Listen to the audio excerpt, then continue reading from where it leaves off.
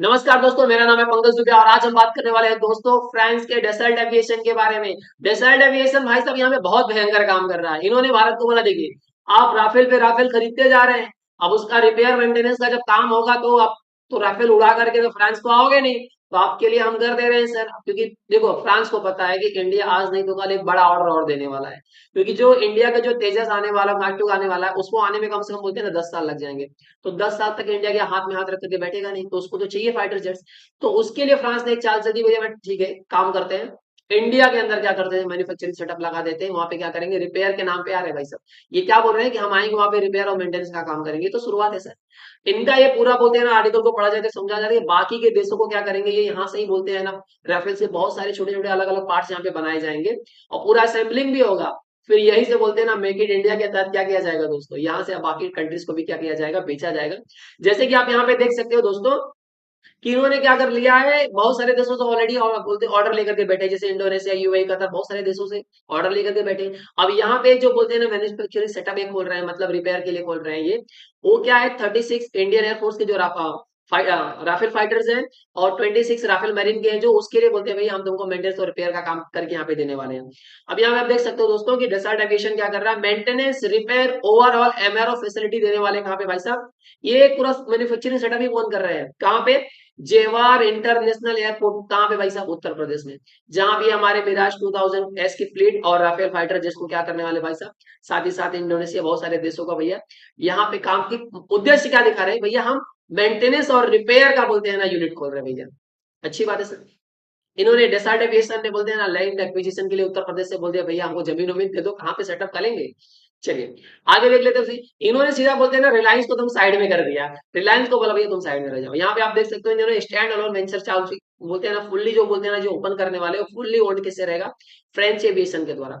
तो सर ये रिलायंस वाला क्या है मैटर, देखिए ये इनका एक इंडियन पार्टनर है, कौन, अनिल अंबानी रिलायंस। इनके साथ में सर ये क्या करते हैं, इनके साथ में इनका ज्वाइंट वेंचर है जिसका नाम है डेसॉल्ट रिलायंस एरोस्पेस लिमिटेड, जिसका बोलते हैं ना नागपुर में एक प्लांट है जहां पे ये बहुत सारे अलग अलग पार्ट्स बनाते हैं, फैल्कन, बिजनेस जेट्स और राइफल्स के। तो रिलायंस को उन्होंने साइड में कर दिया, भैया हम अकेले करने वाले हैं यहाँ पे। अब भारत को दोस्तों बोलते हैं ना, जिस तरह से जियो पॉलिटिक्स चेंज हो रही है, तो भारत को बोलते हैं ना राफेल तो बहुत ज्यादा जरूरत है। अब जिस तरह से जियो पॉलिटिक्स मूवमेंट ले रहा है, तो उस समय बोलते हैं ना डिफेंस के लिए बहुत ज्यादा जरूरी है।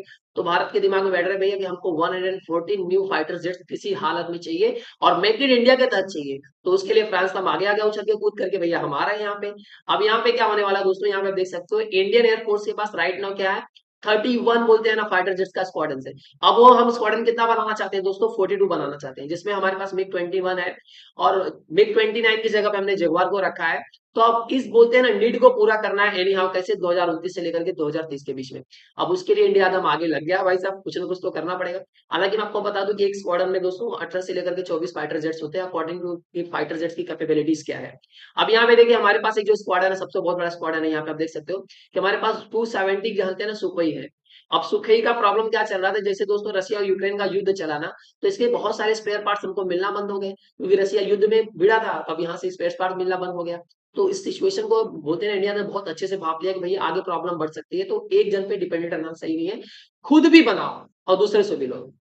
अब यहाँ पे आप देख सकते हो कि भाई साहब, आप इससे पहले मैंने आपको वीडियो भी बनाया था कि हमने कतर से भी बोला भैया कतर तुम्हारे पास जो 12 मिराज फाइटर जेट्स पड़े हैं ना, दे दो भाई, क्या करोगे तुम तो कुछ, तुम्हारा कौन सा दुश्मन, तुमसे किससे लड़ना है, हमको दे दो। तो वो भी आपने देखा कि $500 मिलियन में खुद डील थी, वो भी हमने कर लिया है। अब यहाँ पे हम देखिए अमेरिका पे भरोसा नहीं कर सकते, अमेरिका ने जानते हो कि इसे यूक्रेन को युद्ध में दौड़ा दिया, बोला भाई कूद जा, मार मार, हम तुम्हारे पीछे हैं।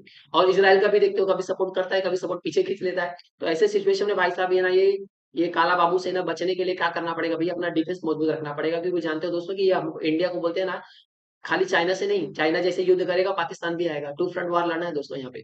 अब क्या हो गया, फ्रांस ने बोला ठीक है, जब बजे हम मैन्युफैक्चरिंग सेटअप करने वाले हैं, अगर इंडियन एयरफोर्स राफेल खरीदने वाली है, तो हम क्या करेंगे, M88 जो इंजन है वो भारत के अंदर ही बनाएंगे धीरे धीरे, मतलब बहुत सारे पार्ट्स दोस्तों देखना ना, आप इंडिया के अंदर ही बनेंगे। तो अमेरिका क्यों पीछे रहा, अमेरिका ने बोला अच्छा ऐसा है क्या, तो आप जो तेजस मार्क 1 बना रहे, मार्क 2 बना रहे हो, उसके लिए जो इंजन चाहिए तो हम आपको G414 इंजन प्रोवाइड कर देंगे। अमेरिका की तरफ से ऑर्डर आ गया भाई साहब। उससे क्या होने वाला है, हम मिराज 2000 को रिप्लेस करने वाले हैं। लेकिन दोस्तों इसको आने में बोलते हैं ना 10 साल लग जाएगा, 10 साल तक हम वेट नहीं कर सकते, तो इसलिए इंडिया ने सोचा भैया कुछ और अलग ऑप्शन पे बात करें। अब यहाँ पे अगर बोलते हैं इन फ्यूचर जो राफेल्स बनेंगे, तो खाली भारत के लिए नहीं बनेंगे, बहुत सारे कंट्रीज को यहाँ से क्या किए जाएंगे, एक्सपोर्ट किए जाएंगे मेक इन इंडिया के तहत। अब यहाँ पे आप देख सकते हो दोस्तों कि यहाँ पे राफेल को बोलते हैं ना, ये जो डैसॉल्ट एविएशन है उसको बहुत बड़ा ऑर्डर मिल चुका है, मतलब 300 फाइटर्स का ऑर्डर आ चुका है। जैसे मैं बात करूं कोरिया से, ग्रीस से, सर्बिया से, इजिप्ट से, कतर से, यूएई से, साथ ही साथ इंडोनेशिया, सऊदी अरेबिया, और इनकी बोलते हैं ना फ्रेंच की एयरफोर्स भी बोलती है भैया 242 और राफेल हमको प्रोवाइड कर दो। तो ये सिचुएशन को पूरा करने के लिए बोलते हैं ना डैसॉल्ट एविएशन को समझ में आ गया दोस्तों। आप बोलते हैं ना इंडिया में कुछ करना पड़ेगा, उत्तर प्रदेश में कुछ करना पड़ेगा, एक मैन्युफैक्चरिंग सेटअप डालेंगे, अलग-अलग इसके पार्ट्स बनाएँगे, असेंबली करेंगे, बाकी कंट्रीज़ को क्या यहाँ पे हम प्रोवाइड करेंगे। तो आई होप सो दोस्तों ये पूरा आप बोलते हैं आर्टिकल आप समझ चुके होंगे। वीडियो पसंद आए तो वीडियो को लाइक करके चैनल को सब्सक्राइब कर लीजिएगा and thank you so much for watching this video.